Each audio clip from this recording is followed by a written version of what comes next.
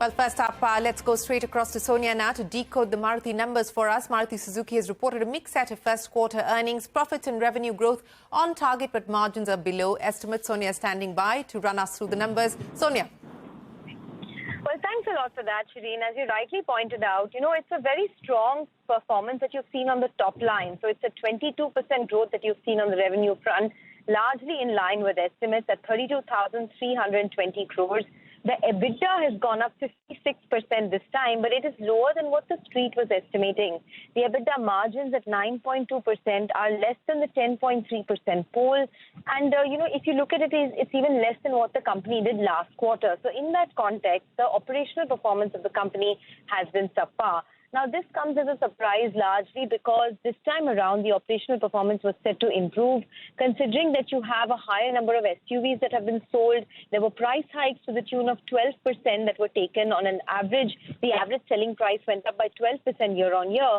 And hence, in that context, the margin performance coming in below estimates is something that the street may not like. Also, considering that the stock is not cheap at the moment, it is in line with its historic valuations of around 26 times forward. The stock currently trading at almost 27 times FY24. So give and take everything, yes, these numbers on a year-on-year basis are looking good, considering there is a low base.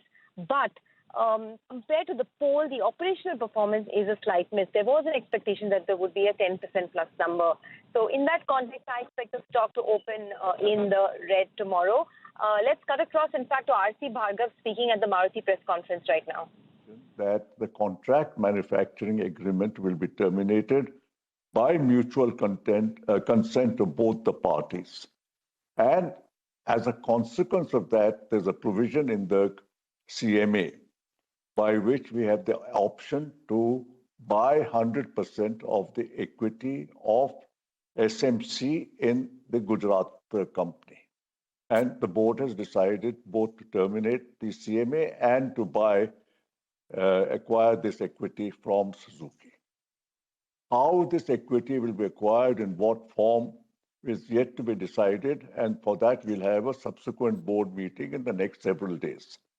But the reason I wanted to have this meeting with you today was to inform you of the reasons why we have decided to terminate the CMA.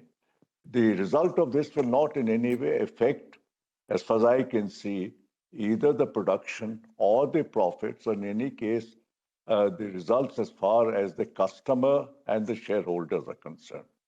But it will facilitate Maruti's working, and to the extent that Maruti working becomes more streamlined and easier to handle, it will benefit both the shareholders and the customer. So that is broadly what I want to tell you. Takich-san, if you want to add something, please add. Then we'll open it up for questions. Yeah, I think it's perfectly explained the current situation. I have nothing to add. Okay. So, Nirja, we are open to questions. Sure, sir. I'll just queue up the questions. Okay.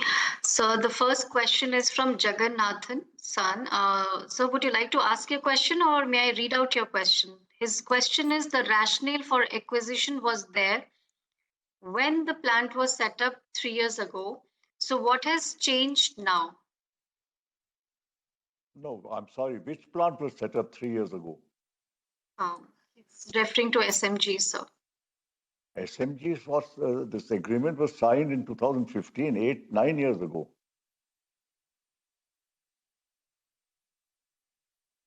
Not 3 years ago. 3 years ago, I think the third plant was completed, or was just getting erected. I think there's some misunderstanding about the Gujarat plant. Sure, sir. I'll move to the next question. It is from Kiran. Okay, that is the management of Maruti. But you know what? Let's get a quick reaction in from Abhishek Gaushande, who tracks the stock closely as well. Abhishek, wanted your reaction first on the numbers and then the announcement that the management made. Would you be disappointed with this 9.3% margin, considering last quarter they had almost 10.5%? So sequentially, there's a big drop in margins this time for Maruti. How would you react to that? Yes, 9.2% kind of a margin is below estimate, but surprisingly, this below estimated numbers came due to the higher employee cost and the other expenses. It was expected that the company would face some kind of negative operating leverage and the EBITDA margin would come down by around 50-60 bips on a QQ basis. But despite 50 bips kind of improvement in the gross margin, the EBITDA margin come down by 120 bits, so it's a slight disappointment. But we need to check that how come the employee cost has increased so sharply in this quarter that has eaten up the gains which we have seen on the top line side. So yes, it's a disappointment on the EBITDA margin side. Okay, disappointment on the EBITDA margin side. Just one final question to you. Maruti approving this termination of the contract manufacturing agreement with Suzuki Motors.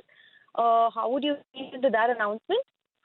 When Maruti has entered into this kind of arrangement, I think in 2014 or 2015, at that time it was expected that at some point of a time, Maruti would acquire this plant. And if I remember correctly, then it was an understanding. I don't know whether it was actually announced or not, but it was an understanding kind of a thing that Maruti would acquire this plant at a book value per se.